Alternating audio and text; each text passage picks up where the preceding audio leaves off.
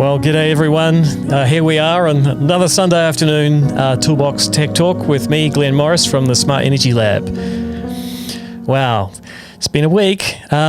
Look, I'm going to do things a little bit differently today. I've got a guest which I'll introduce in a minute, and I think many of you may well have seen the promo for that. But first up, I'm going to do a little bit of show and tell, sort of the things that turn up in the lab all the time. So a lot of companies send me product to review, to play with, to get to know, to share with my students, and I really appreciate that. Some of the things that turned up this week in the lab is, we'll start from the smallest, see if I can reach down and grab it, is from SunGrow. Now, I've got a little overhead camera which I can kind of flick to so you can see what we're looking at here. So there's a little overhead. This is a 4G modem designed for remote monitoring of inverters. So this little thing here comes with antennas as well. I think I've got those here. Oh yeah, I should have actually put them better in reach. I dropped the antenna, but it comes with a magnetic base, some cable, an antenna, and it's got the relevant ports on the bottom here. So we've got our LAN port, and then we've got a WAN CON port power. I believe it's powered from, there's a brick here with it, but I think it's a 12-volt supply. So the idea of being able to monitor stuff without using the customer's own Wi-Fi, that's a big plus. And this is kind of a device that you might use where the customer has either no local internet, but you still want to monitor it. Anyway, that's the little 3G modem for SunGrow. And I've got some bigger stuff here. Hang on.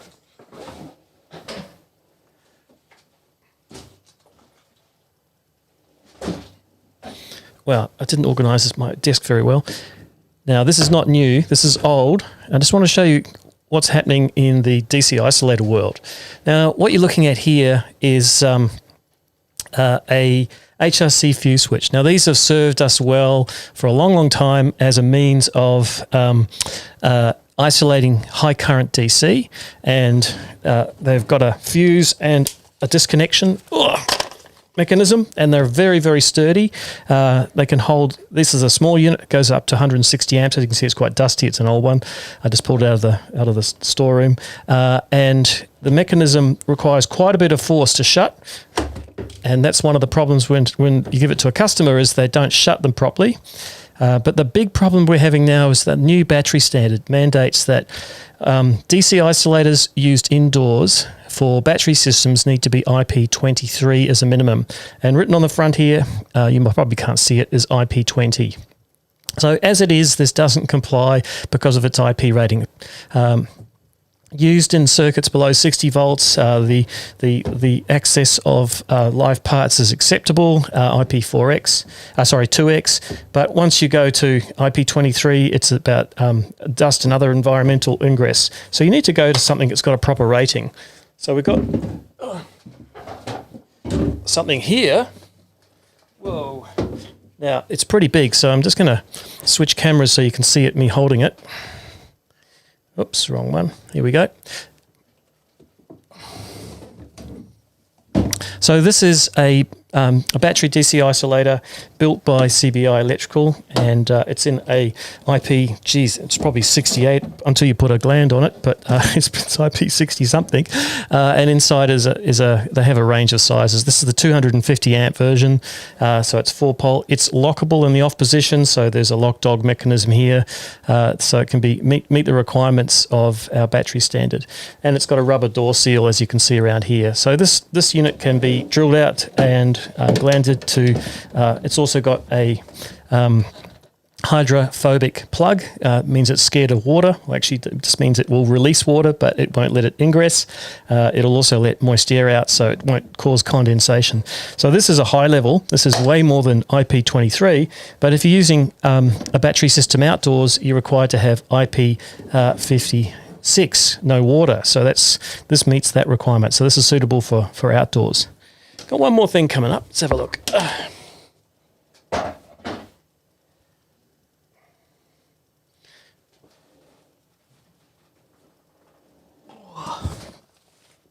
All right. There's a lot of stuff in this box, but basically it's the Smappy monitoring system. We haven't actually installed it yet. We're just going through the manual at the moment with my electrician, making sure we understand all the components. So it's got CTs, it's got a smart dongle, it's got devices for measuring water. Check it out. It looks like a frog. This little thing here actually clips over a pipe and can be used for measuring water flow or gas. And it's got a brain as well. So it's one of these boxes contains the brain. It can measure appliances as well. So look, here we go. This little bulby thing transmits. And so you can plug an appliance into this and it will transmit the consumption data of that appliance. So that's their Smappy switch. And then we've got a whole bunch of CTs. So I think we've gone for the 3-phase system here. These are, oh no, that's the smart device. So this is for communicating digitally. And so the mains comes in here, it measures voltage and it communicates. So there's a whole bunch of components there. I'm not doing a very good job packing it up. And here's the frog. Oh, I just love the frog. Check it out. So there it is. That's the gas and water metering device. So actually clips over the pipe like this, see? And lops onto it. So it must have a sensor in here that can measure flow and it communicates that digitally. So that's the gas and water. And then we've got the energy component for energy monitoring of your house. This one's got a few more layers to it. I'm really going to have to tidy up after this. So here we go. And so that's the house energy monitoring device. I think this is also a display by the look of it. I'm going to actually install this and do a full presentation of the product here at the lab. So this is just showing you some of the stuff that turns up, and then we've got to sit down and read the manuals, talk to the suppliers, find out how to install them. I think I've got one more in here somewhere. Here we go. Oh no, these are more CTs. So they sent me a lot of CTs for monitoring different circuits. So we've got a whole box full of CTs there. So anyway, that was a little bit of show and tell from CBI Electrical, from SunGrow and from Smappy. Anyway, so today I'm going to introduce my guest. And look, I first met our guest today many years ago, I think over 10 years ago, when he was on one of my courses. He's, euphemistically rattled around the solar industry and has built some of the biggest and some of the smallest things in the industry. He also ran one of the biggest solar installation companies in Victoria, but now he's broadened his horizons, and he also does passive house design as well as energy storage products and development of products with his company Arvio. So it's my pleasure to welcome Paul Wilson to Toolbox Tech Talk. Let me bring you out of the green room, Paul. Here we go. Okay. Hi, Paul. I've still got you muted. It's the old story. Press the unmute button. And then I've got the spinning wheel of death on the unmute button. But Paul will suddenly come out of mute land in a moment once we get him back here. And we're just getting a little bit of a delay in my software. Sorry, everyone. Looking a little bit frozen here at my end. So I'm just going to ignore that. These things happen. And while we're doing that, I'm just going to check out that we actually are going live. Here we go. So, Paul, are you with us? I'm with you. I'm not on the screen with you, but I'm talking. There we go. Got you back. So that was a bit of fun and games at my end. Part of Toolbox Tech Talk, Paul, is it doesn't quite work properly sometimes. So here we are. So how's it going, Paul? Great. Thanks, Glenn. Have you heard the news today from Dan Andrews? I hear it through my kids saying, I think we can go 25 kilometers away from home now. I think that's the latest.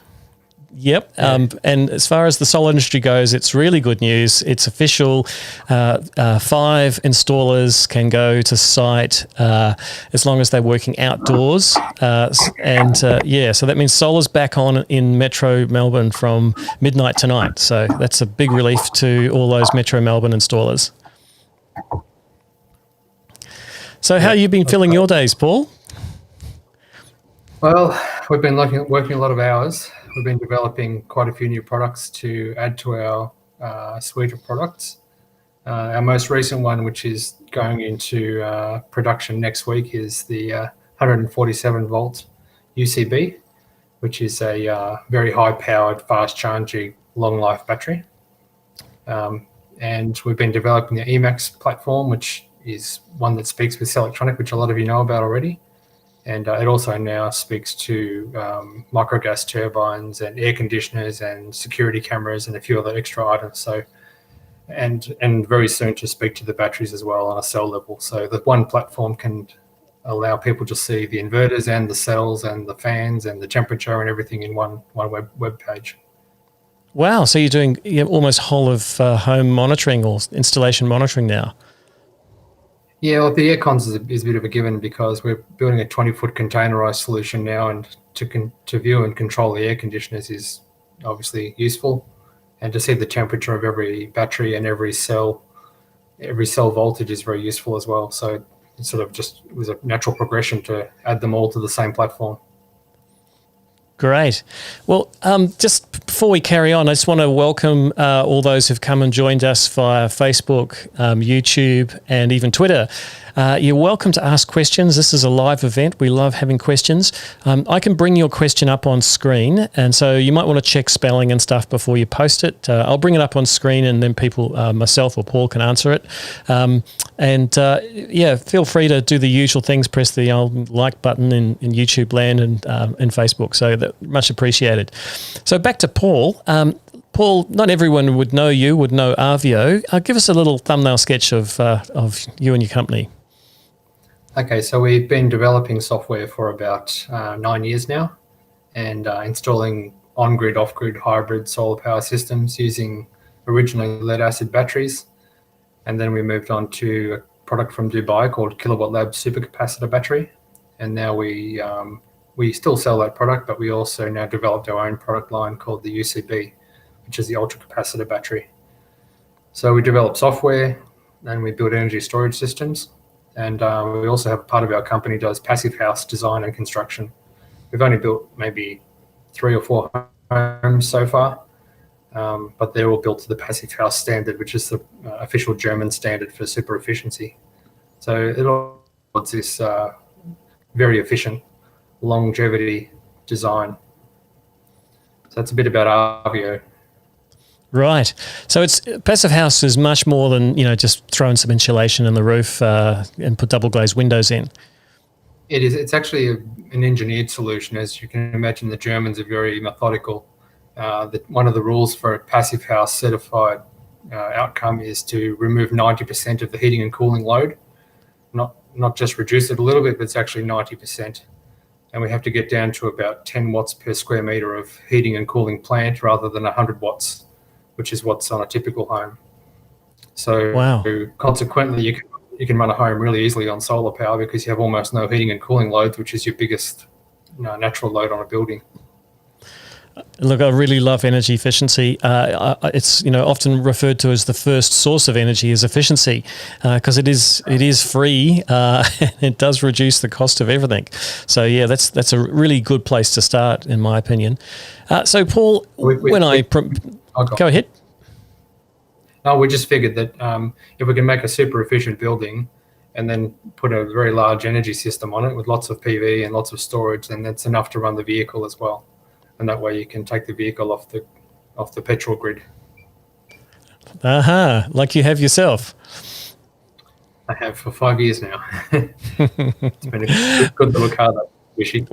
Well, I hope to be joining the EV revolution soon. So yeah, it's totally time to do it. Paul, so I promoted this Toolbox Tech Talk focusing on the Ultra Capacitor Battery. Now, there's going to be all sorts of questions about this probably, so feel free, everyone who's watching, to type in your questions. But look, the elephant in the room is really, is it really a capacitor or is it a battery? Do you want to just tell us that one? Sure. Well, there is controversy around this. If you do your own homework, you'll find that there are around 7 different supercapacitor and ultra capacitor and hybrid capacitor batteries in the supercapacitor family, and this is one of them. So there's electrostatic storage and there's electrochemical storage, which means it's not a pure capacitor like some might say, but it's also not just like a battery, which is a very different product when you compare it to the outcome of this product. So probably better just to read your own white papers. There's plenty of them to read. This particular technology started in South Korea, and there's white papers you can read about why it's called a supercapacitor and where that's derived from. But really, probably the main question is, does it do what a supercapacitor does? Does it last as long as a supercapacitor does? And the cycle testing we've been doing so far is projecting out to around 35,000 cycles, which is what often capacitors are touted to do. And the charge rate is extremely fast. We've got a 6-minute charge and 6-minute discharge. And you can even peak at 3 minutes charge rate for 10 seconds, which is 20 C. So it behaves like a capacitor, it looks like a capacitor, and it lasts like a capacitor, and has capacitive effect, but it also has a lot of battery properties, which has a voltage curve like a battery, and it charges like a battery and performs like a battery. So we call it an ultra capacitor battery because it's got a bit of both. The balancing system we use. So hang on, just interrupt you for a moment. So let's call it the UCB for short. It's actually your development, your product? Yes. Yeah, so I'm curious, why did you choose to develop your own storage solution as opposed to buying an off-the-shelf one? We couldn't find anything that would give us extremely high peak power and longevity and extremely high round-trip efficiency. So we were really concerned about, it's kind of like a passive house where if you can get rid of all the losses and make it last a really long time, it's worthwhile spending the extra money. And so we thought, let's design a battery that can last more than 20 years. That helps with recycling, because if you have a battery that lasts 5 years or 8 years or 7 years, then you have to deal with it in that short amount of time. And a lot of batteries in the market would only really just pay for themselves by the time they'd expired, which kind of meant it was a bit of an arguable thing to put one on a hybrid system on grid, for example, because there was no real financial benefit. So we needed to make a battery last much longer and have much more power, so it could run a home in complete off-grid mode if you needed to. Like, for example, with a hybrid system that has to run the whole building in a blackout. Right. We've got a question in here, and let's bring it on screen from Bradley Patton. He's interested in a link to the white paper. Now, I presume this is something we can put in the comments later on. I don't want you to have to go and look it up right now. But yeah, there's obviously people who want to do the research. So thanks for that one, Bradley. We'll follow that one up. Yeah, so you developed the UCB. Just to clarify, you do have to pay for the white paper. It's not free. So yep, I'll provide you the link. You go on there and you download it from a science website. Fair enough. I mean, academics these days have to earn their keep even more than they did before. So, yeah, writing research papers. Yeah, so you developed the UCB for Arvio for your own use. Has it got a particular application at the moment in terms of the market where it's being used? Yeah, we're using a lot of off-grid projects. Obviously, most people who build off-grid build for a long haul. They don't build for short term. So having a battery with a 20-year design life is a very big plus. We're also using it in UPSs. So we've done a few schools so far where they wanted a lot of energy and a lot of power to back up their school server rooms in the event of a blackout. A lot of schools are in remote areas and fringe of grid. And consequently, if they lose their servers, they lose their connectivity for all their teachers and students, which is a big problem with the current remote learning issues.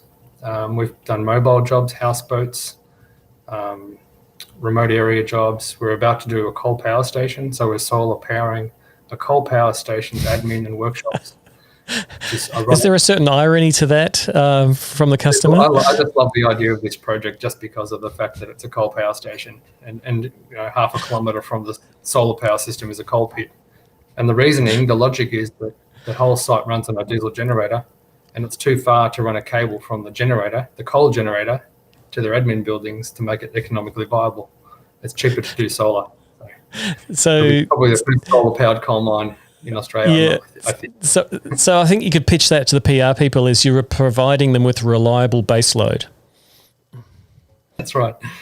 And they run those enormous compressors that pump up the gigantic tyres on those dump trucks. So they've got a huge startup current, so they need a lot of peak power. And that's where the UCB really wins out with peak power.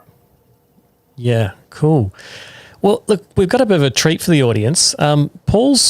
He's really good at doing 3D CAD, and Paul's going to pull apart one of his UCBs virtually on screen. So I'll give Paul a chance to get that ready, and then we'll share his screen so you can see what's inside it, and Paul can explain how it works. So, Paul, do you want to bring up your shared screen? I'll bring it on when you're ready. You ready now?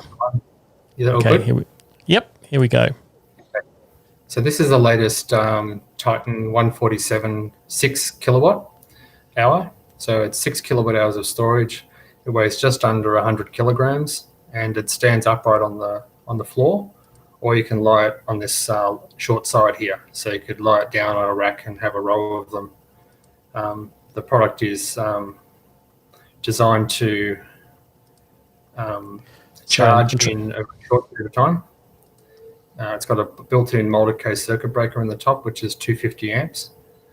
And so that's this guy here.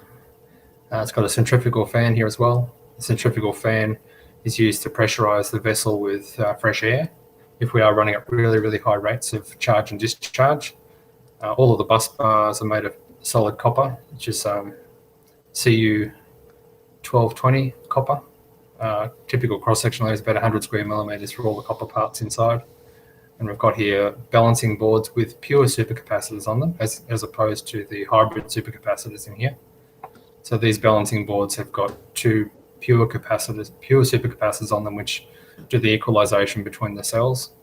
And we've got a board here, which is developed by Arvio, which is the power supply board, fan control board, and Modbus to Ethernet board. And then can I slow you down for a second? So sure. I was doing a bit of screen rearrangement then, which may have interrupted some of your pull-offs there, but we're good now. We're both on the screen. I can see you over there, and you can see me, and everyone can see the UCB.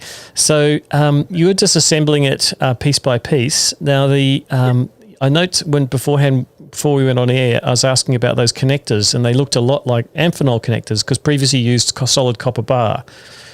Why the change? That's right. Because we're into the sort of unsafe voltage range at 147 volts nominal, we're using these touch-free connectors here, which are rated to 350 amps. So if we look at the actual calculations here, can you see that spreadsheet okay, Glenn? Yes, that's fine.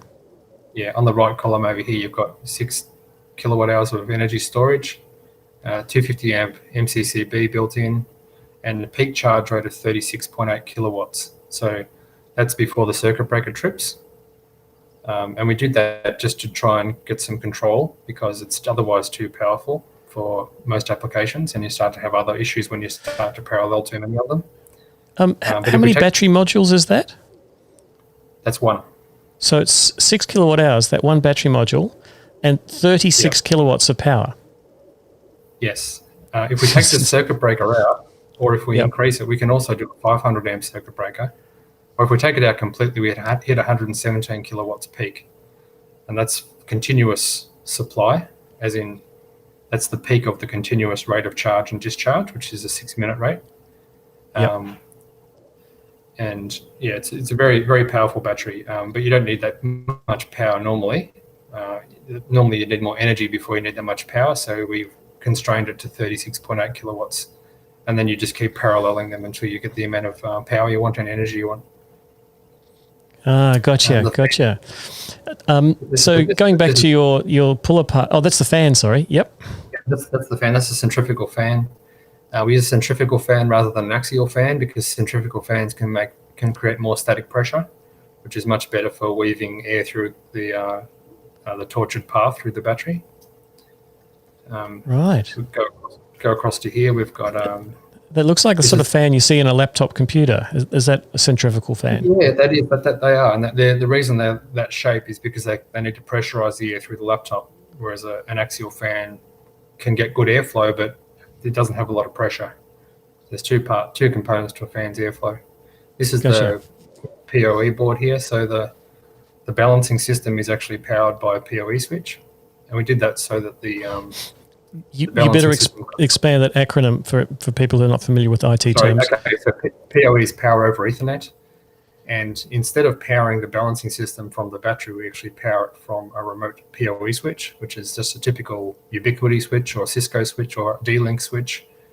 And that gives us the ability to turn off and on the balancing system.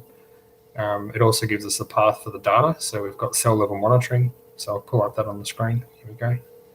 This is a live login to one of our cycling cells at the moment, cycling modules. Is that a 24-hour period? Yeah, that's 24 hours. So we're cycling it, charging it and discharging it every hour. And we've been doing that for 4 months now at this rate, which is simulating 4 years of use.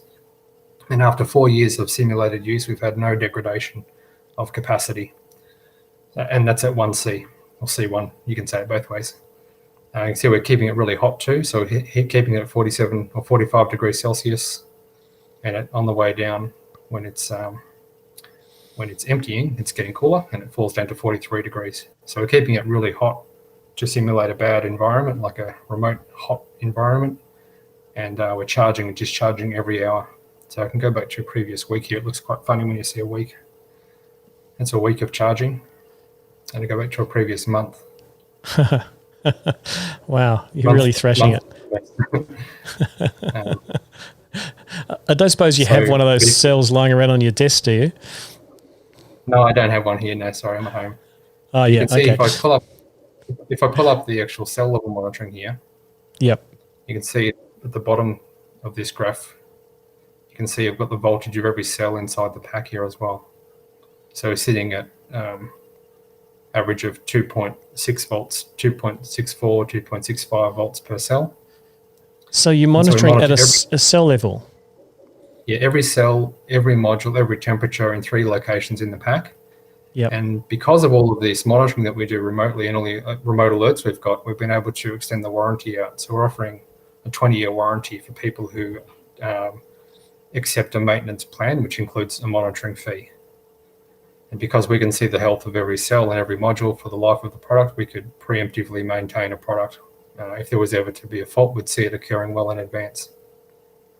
Yeah. Oh, that's such a good feature. I mean, I think more and more with IoT, products are starting to self-diagnose and run alerts. I mean, it's nice if your car tells you your brake pads are just about to be worn out before you have to get new discs. That's right. This is an interesting one here. If you have a look on the green and the grey shaded areas, you'll see that they're little steps. So the green area is energy in, so it's energy filling up the module. So it's flatlining in that section there, so it's not moving at all. It's staying at 3.814. If you can see that clear enough, I'm not sure. Maybe I'll zoom in a bit. Yeah, that's good. Okay. Yeah. Great. And then we move up a step. We're at 5.783 and move up a step, 7.752 and so on. And we look at the grey area, that's the energy out. That's what we're deriving from it on the discharge. So at 3.814, it's flatlined. We discharge it up to 5.660. Now, if you put that into a spreadsheet and you calculate the energy in and the energy out, and you take an average of, say, 24 hours, we're losing about just over 1% of the energy in a full cycle, which is down and up. So the round trip efficiency, I think, is around about 98.57% round trip. So we're losing just under 0.75% in each direction, which is really good from a performance point of view. But it also helps a lot in a 20-foot containerized version because there's almost no heat dissipated, which means you need very little cooling for your shipping container. Right. So energy efficiency has got a lot of knock-on effects. So you're building larger units, the shipping container sized? Yeah, well, it's including 250 kilowatt hours of storage using this module. Wow. So there's 42 of these modules inside the container, along with 6 SP Pros, the 1202, which is the 20 kilowatt model, and we're hitting 214 kilowatts peak AC and 120 kilowatts continuous AC from the inverters, and the battery energy storage of 250 kilowatt hours is, from a power point of view, on a DC side, you're looking at 42 times 37, which is an astronomical number. I think it's 2 megawatts of DC power available if you needed it. Not that you would need that, but it's available. Maybe the coal mine does for its compressors. Well, the startup load on the compressors is, I think, around about 140 kilowatts. Wow. So having that up the sleeve is really important. So we're doing a power chain solution there to give the peak AC. Yep. Can we just pause for a moment, Paul, because people are joining as we go through this live. Just like to welcome those who've joined via Facebook, YouTube, and Twitter. It's good to have you. Please feel free to ask questions in the comments area. So if you've got that accessible to you, and I can bring your comments on screen and we can answer them. So just check the spelling before you bring them on screen, and there'll be the little icon associated with your comment will come on as well. Yeah. So Paul, just in terms of size, what are we looking at there? Is that like a pocket size thing? This is well, if I go back to here again, the dimensions are right here, which is 213 by 486 by 788. So, yeah, size of a shoebox, and then the height of a cricket stump. There you go. That's great. I love it. A shoebox extended to the height of a cricket stump, and with the power of a car. Yeah. The power of many horses. So 37 kilowatts is about 25 or 30, 40 horsepower or something. I'm not sure exactly. Wow. Okay. So if we run it very hot, so one of the tests somebody asked me to do was, well, it's all well and good to say it's going to run 25,000 cycles, but what if it's really hot? So that's why we're running that test module at 45 degrees Celsius. If you run it at 55 degrees Celsius, the design life is only 4,000 to 6,000 cycles, which is about 15 to 17 years. But not many people would need to run it at 55 degrees 24 hours a day. That'd be pretty rare. So we figured we'll test it at 45 degrees Celsius, which is probably the hottest it's going to be anywhere. And then we'll do it continuously at that rate at 1C, and we'll see how much degradation we get, at the 5-year mark and the 10-year mark, the simulated 5-year and 10-year mark. At the moment, we're only up to 4 years simulated because we've only been cycling at that high rate for 4 months. Right. So let's go back to that picture. So you took the cover off the UCB, and you were showing us what's inside. Yeah. Just pull it up again. That's it. So there's 64 cells in there, and I'll just turn it here again. So this is the 140 something volt unit. Is that what you're describing? It's 147 volt nominal. Yep. So its voltage charge window is from 100 to 170. That's the tolerable window. Yep. But the nominal voltage window that we recommend you use is about 110 to 165 volts. So you couldn't overcharge it with an SP Pro because it can't go over 170. The SP Pro can't charge past 165. You can DC couple with it, we did a project recently where we DC coupled 20 kilowatts of PV to the 120 volt bus or 145 volt bus. So your voltage window here, upper limit here is really 179 volts is allowable. The design range is 166. The nominal is 147, and the very bottom we don't want you to go below is 96 volts, and 115 volts is the recommended cutoff. So given the quick charge. Given that you can go to 179 volts, but say connected to an SP Pro, you can't even get there. How do you balance these cells? Like normally they use top balancing, so they require to go near their full voltage. Yeah, we balance with supercapacitors. So it's like bailing a boat out, effectively. So we fill up a pure supercapacitor with the surplus energy from the highest voltage cell, and then we dump that into the lowest voltage cell. So if I pull up this here, the cell level, I'll just do this 12 cell level monitoring. It's probably the cleanest view. I'll zoom out a bit. Okay, so you see here the cells are all around the same, 2.348, 2.372, and so on. Yep. So we basically take the highest cell in the pack and then we fill up the supercapacitor, the pure supercapacitor, and then we look for the lowest cell and we empty it into that cell. And then while that's happening, we're filling up another supercapacitor with the highest cell and emptying into the lowest cell. So we're continually bailing out of the highest cell into the lowest cell. The rate of balancing is only 2 amps. So if you get to the highest, when you get to almost full, if you're charging really hard, when you get very close to being full on the battery side, then we can send a signal out and tell you to back off really fast up to the very last mile of the battery. So would you describe that as dynamic balancing, that you can do it throughout the charge cycle?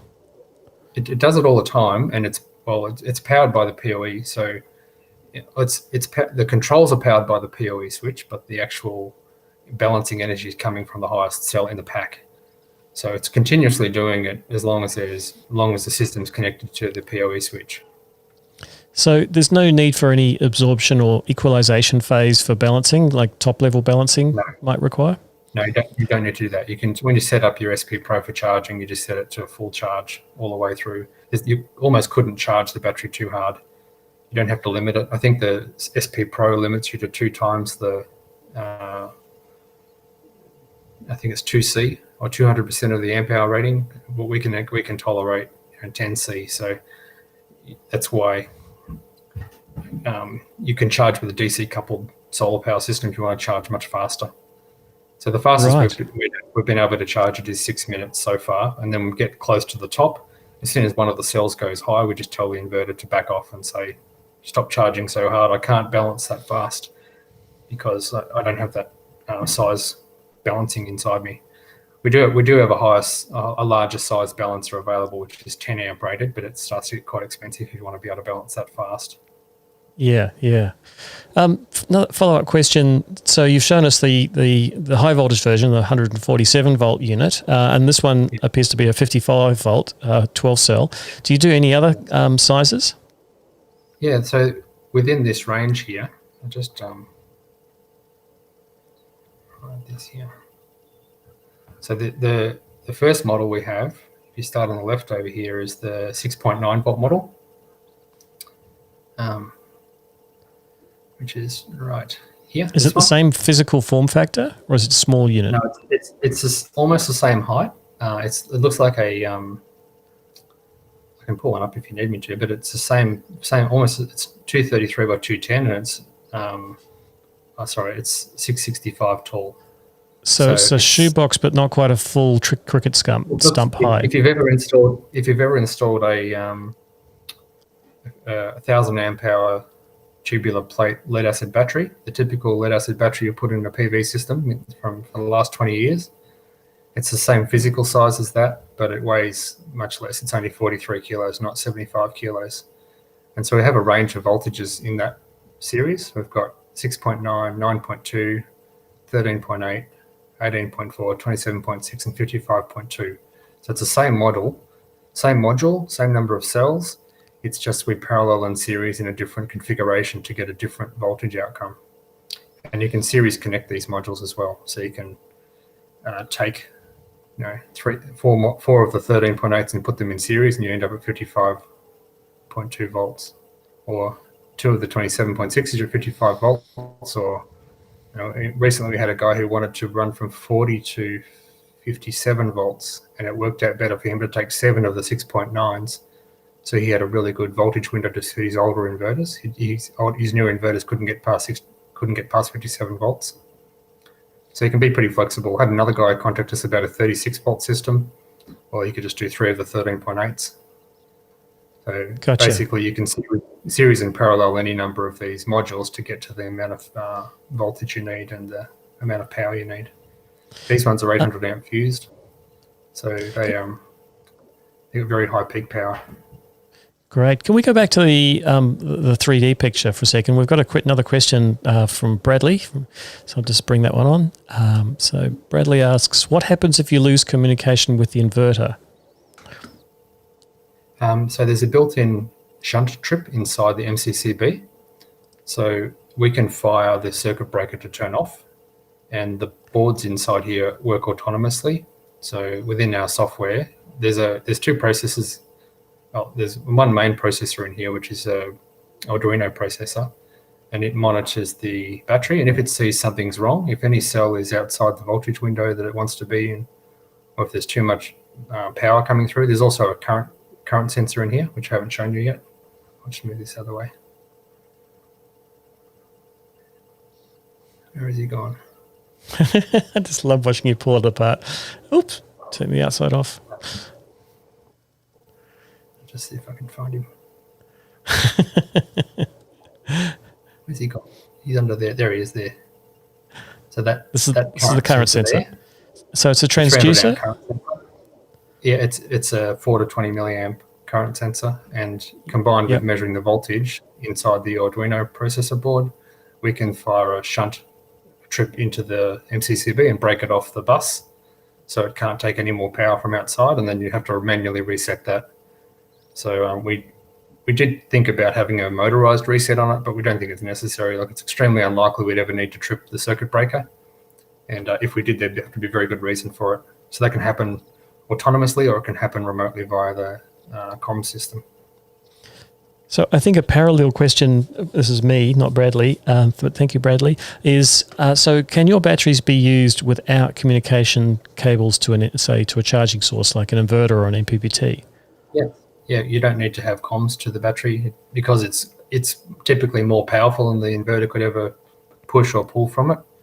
And provided you've constrained the limits of voltage on your inverter, say from, for example, in the lower voltage range, if you made sure you didn't charge past 65 volts, which is pretty easy to do, and didn't go under 35 volts. But even in that, having said that, the UCBs are pretty tolerant to being discharged completely. They don't fail. So they don't fail because of an over discharge. So you can discharge them multiple times to zero and they'll come back again. So you don't have to have any comms from your inverter, but having the comms on the larger one gives us a lot of extra features, like it lets us give the longer warranty because we know that it's being treated properly. Right. And in terms of temperature, you've done tests at 55 degrees Celsius or 40 something as well. What about the low end? How do they perform? At my place where it's sometimes 5 degrees in the morning, or less. We've only tested down to -10, but the cell manufacturer says the cells are okay to -50. I don't know if that's true or not because I haven't tested it. So we can only go on what we've tested. So we allow -10 up to 60 degrees as the operating range. It doesn't degrade because of low temperatures. You just might lose a little bit of your peak power at the lower temperatures. So -10 is pretty good. You can charge at full power at -10. That's amazing because most lithium chemistries are a little bit fussy about cold temperature charging, often reducing their charge rate significantly. And certainly in off-grid applications where at wintertime your battery might be flat and cold first thing in the morning and the sun comes up, you really want to capture much of that early morning sun as you can at full power. Well, that's a really good point. So one of the big pluses of having almost unlimited charge power, so we could, for example, charge this battery in 20 minutes if you had enough available power. In Melbourne, that's really helpful because we have the sun come out for about 45 minutes on some days. And so if you had a large enough solar array and enough sunshine, then you're not really constrained by your charge rate, especially if you're DC coupled. So you could have a very large PV array, say 30, 40 kilowatts and say 30 kilowatt hours of storage. And that sun could come out in full brightness just for 1 hour and you could fill the battery completely. Whereas a lot of other batteries, they need a lot more time. And by the time that time expires, the clouds have come back again. So having very fast charge batteries, which with almost no losses, is a big plus on an off-grid project. Oh, cool! But my favorite feature is the longevity. That's by far the cycling, almost unlimited cycling. Like your inverters would fail before your battery failed is an unusual statement to make. Yes. Actually, that leads me to my next question, which is, does it work with any particular inverters or charge controllers? It doesn't mind what it is because, again, as long as the inverter doesn't need any comms to make the battery work, that's the main thing. The voltage window on this battery is typically wider than most other batteries. So if you've got a lithium-ion to consider, or a lead acid battery, this has a wider voltage window. So typically you don't have to do any reprogramming, depending on obviously what the inverter was programmed for before. So you can use it on any inverter. But I can't say for longevity, we recommend the electronic inverters because we've used them for a long time now, and they just don't have any failure problems that I've been able to find. And they give us all the monitoring as well. So if we were to log in through Emacs, which you see on screen, which is this little black box on the right that we developed, it's a remote access platform, a little bit like SP, what's it called? Select Live? Select.live, yep. Select Live, yeah. We developed this several years before Select Live was available, and there's a lot of them around Australia and internationally. Having the remote access, having an SP Pro, which is all live, and having the battery on the same platform means you could log in and view your SP Pro data, your battery data, and reprogram everything from one platform, which is very flexible. We're doing some work at the moment with the Queensland government to manage generators in hospitals using the same platform because they want to do energy arbitrage. So there's a lot of new stuff coming along for Emacs that wouldn't be coming along for Select Live, for example, because it's really a one-to-one product, whereas Emacs is a one-to-many product. Okay. Look, I'm just going to bring us both back on screen. A few more questions. Well, hang on, to bring everyone on the right. There we go. So would you describe the UCB as a lead acid replacement if someone had a lead acid system that was failing? Yeah, it's very good for lead acid replacement. In fact, we recently had a guy who paralleled it with a lead acid battery. And now you might have some words to say about circulating currents, but because the UCB lasts so long, this particular person had their lead acid battery was dying and it didn't have the peak power available to run the loads. So adding the UCB in parallel with the lead acid battery, directly in parallel, meant that when the heavy loads came on from the inverter, the UCB delivered the power and the lead acid battery said, I'll give you a little bit, and the UCB said, I'll give you all of it. And then when the load dropped away, the lead acid battery and the UCB equalized again. So it's kind of put a lead acid battery, gave an old lead acid battery new life for a very low cost, because you don't need many of them to do that. In fact, he only added one UCB onto an old lead acid battery bank and meant the guy could get through winter, basically, because he had unlimited power, whereas before he didn't have that. But as far as the question goes, is it a direct replacement for lead acid? Yeah, it is. So you can take your lead acid out and put the UCBs in. You can choose any voltage that suits you, any combination of parallel series, and they fit in the same battery box typically because they look like a 1,000 amp hour lead acid battery. You haven't got a picture of the smaller form factor one handy there? I could... I'll just chat while you have a look for it. Turn off my screen for a second.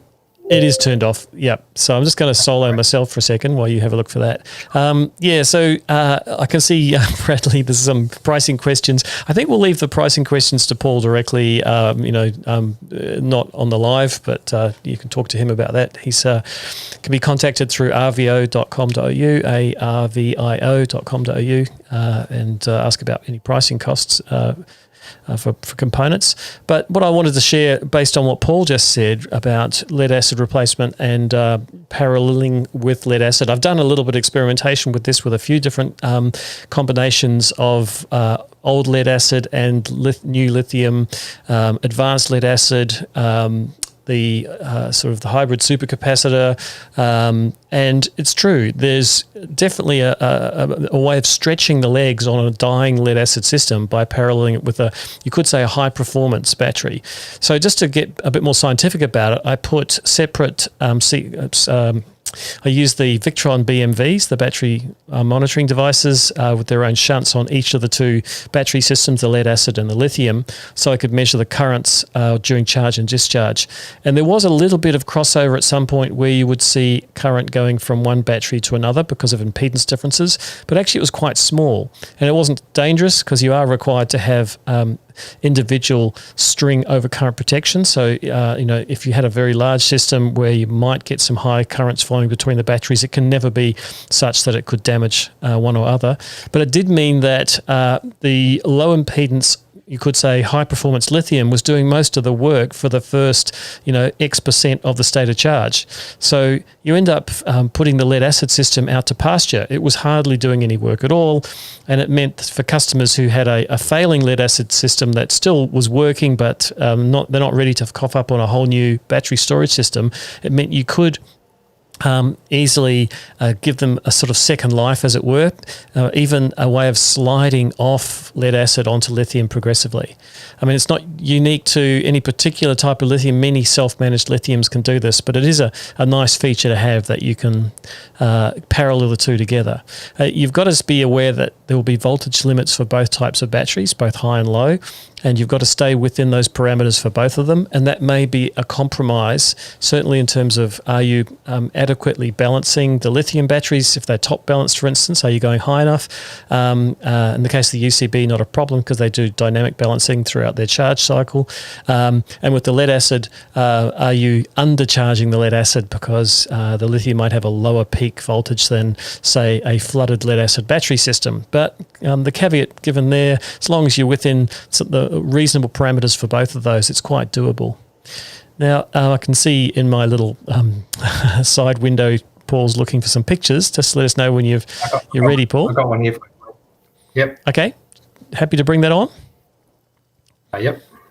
All right. I'm just going to bring... So Paul's got a picture of an installed system here. There we go. Okay, this is just recently commissioned. This is 20 by 2.2 kilowatt hour modules, and each of these is 13.8 volt DC. You can see there's 10 in a row. So 10 by 13.8 is 138 volts, and that's the second row behind. So here we have 44 kilowatt hours of storage, sits on the floor, connects up to a DC MCCB here. We also have two Imac charge controllers. They're made locally in North Melbourne, so a big plug for Owen at Imac. He developed this 500 volt DC input, dual Mppt, 15 kilowatt DC charge controller, which is paralleled onto the DC bus here. So that's our energy source. Up the top here, you can see the solar panels. It's 20 kilowatt hours worth of storage, 20 kilowatt hours worth of PV, feeding into 5 Mppt strings on these two charge controllers, 2 in parallel and 1 each for the other ones. And then they've got the 15 kilowatt SP Pro on the left over here. So this is a whole turnkey system. The Emacs you can see on the bottom here behind the 4G modem, and then just your power board on the left over there. So that's a typical installation, off-grid, tons of power, 30 kilowatt AC peak, 15 kilowatts continuous, 20 kilowatts of PV with 20 kilowatts worth of charge control power. So this 44 kilowatt hour battery can charge in about 2 and a bit hours from empty to full. And if we start a generator up and run it through the SP Pro, if we had, say, a 15 kilowatt AC generator, we could charge it 15 kilowatts DC onto this bank, along with the PV of 20 kilowatts, which is 35 kilowatts of power, which would charge a 44 kilowatt hour bank in about an hour and 10 minutes or so. So that's a very simple, elegant system with a lot of power and a lot of simplicity. And in this case, indeed.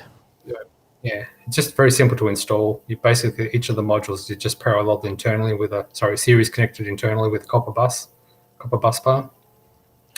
And this is 1600 amp rated, so 2 rows of 800. Yeah, I was going to ask, you can't see any intercell connections at all. So it's all done through a internal copper bus bar between the cells. Yeah, it's a copper tube actually, and the balancing wire passes through the tube. So it's all very very simple and hidden, which means you don't have to put a battery enclosure around it because everything's there's no touchable terminals. Yeah, yep. So you'll still have to consider the local environment, like if that's in a garage and there's an impact zone, there'll be other considerations. But this looks like it's a dedicated room in a shed, not a garage. Yeah. Yeah. Wow. This picture and those specs just make me realize that everything we've talked about in the world of off-grid design, which I run courses in all the time, were based on the days when PV was very expensive.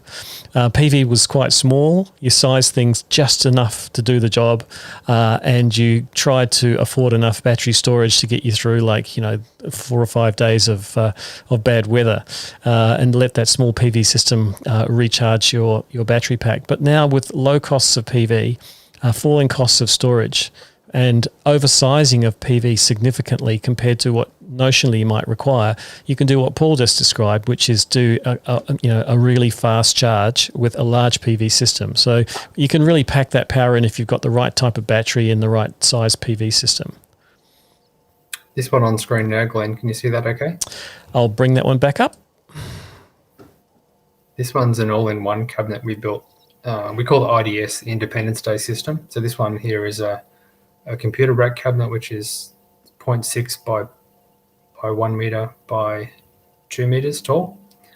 And it's got in the back 6 UCB, so it's 13.2 kilowatt hours, and then enough room to put another 6 up here. So this would be 26 kilowatt hours of storage on this product. It comes delivered with the inverters in the front, cooling fans on the top, and this little box here which you screw to the wall with your loom. So it's got your PV coming in here, your AC from your generator, and your AC out to your site. And it looks like this on the front. So it's just lying on the ground because it's on a pallet, but normally that would be attached to a wall with the tether. Yep. That's right. And it's on casters. So you basically, it's delivered to site on a pallet, and you put it on the ground, and you plug in your generator to that box on the left, your PV to the box on the left, and your loads to the box on the left, and then everything else is switched on through here. A very simple system, packed up and shipped off like that. So if you don't want to build your systems on site and risk forgetting that you've got a lug that you forgot to buy, or a screw or something, this is all prefabbed and pre-tested and dispatched, and has remote access built in as well. So you just plug in a 4G modem. Clients typically have a 4G modem on site, remote access wise, so we just plug into that. There's no remote access setup required. You just plug it in and go home, and then you have remote access immediately available to you.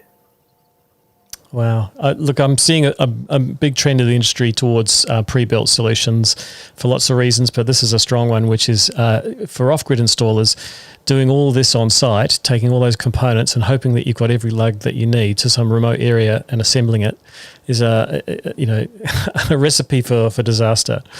But pre-built. Yeah. It also really helps with the cost of from the perspective of quoting. You basically have embodied all the cost of building that system right there in your factory. So really, the installer can quote fairly confidently. They're not going to go, oh, gee, I need to put a new backing board in there, and there's not room for the batteries. As long as you've got a room for that cabinet, you're good to go. Yeah, it makes it much less risky on site. And the further you go away remotely, the more that costs if you make a mistake. So being able to be sure that you can just drop it on site, plug in your PV, plug in your generator, and plug in your house, and go home and remotely view it on your SP link. So you can log in through SP link and reprogram it, adjust it, see that it's working okay. We've got alerts available through the Emacs platform as well, so you can get an email to say something's wrong. So it's really heading towards a turnkey solution that makes off-grid really maybe even simpler than on-grid. Have you ever tried to connect a house? But as we're building passive houses, connecting to the grid is actually a lot of work. A lot of phone calls, setting up CESs for inspecting underground cabling, and then adding meters and outdoor meter enclosures. It's actually probably easier now just to go off-grid, depending on, obviously, how much PV you can get on the roof. Yeah, it's becoming a very viable choice. Certainly fringe of grid, if there's not power to the site already, the cost competitiveness of standalone is there already, in my mind. Yeah. So, it. Paul, we're nearly at the top of the hour now, and we've covered a lot of territory here. If people want to follow up with you on any of the stuff we've talked about, what's the best method? They can just send through an email to info@arvio.com.au. Or you can send it to me personally at paul.wilson@arvio.com.au, and just see if we can help you with your project. So we can either sell just the batteries, or we can sell the Emacs or a turnkey system on a pallet that you can build yourself, or we can pre-assemble it as an IDS where you just wheel it onto site and then do the things you like to do, which is add the solar panels to the roof and connect it to the client switchboard. So we do all levels of support and supply. We also have Steve Crocker, one of our engineers, on standby as well. So if you're new at electronic inverters for programming, we can log in remotely and support you, help reprogram the system and check it. We do that quite a lot. So the Emacs platform gives us that real ability to give great support to our installers. Cool. Well, thanks very much, Paul. Really appreciate taking some time on your weekend to talk to my audience here at the Toolbox Tech Talk. Yeah, it's been great. Well, appreciate it. No worries. All right. Well, we'll just say goodbye. See you, Paul, and I'll just do the outage. Great. Thanks very much, Glenn. Yeah. Well, thanks everyone for attending another Toolbox Tech Talk here at the Smart Energy Lab, live on Facebook, YouTube, and Twitter. I'm actually running a course next week, so I'm teaching for 5 days in a row solar and battery storage. It's something I've been doing every other week lately. There's such a lot of demand. Because of the lockdowns here in Melbourne, I haven't been able to run face-to-face courses, but it turns out that actually delivering via Zoom to a classroom where people interact with each other and myself directly works really well. So if you're interested in any of those courses, just go to solarquip.com. That's solarquip.com, one word, or solarquip1word.com, and you'll see the courses advertised there. Otherwise, I'll see you back next Sunday at 2 p.m. for another Toolbox Tech Talk. And thanks everyone for your comments. And Bradley, you get 4 gold stars for asking lots of questions. Thank you very much. Okay, and we're out.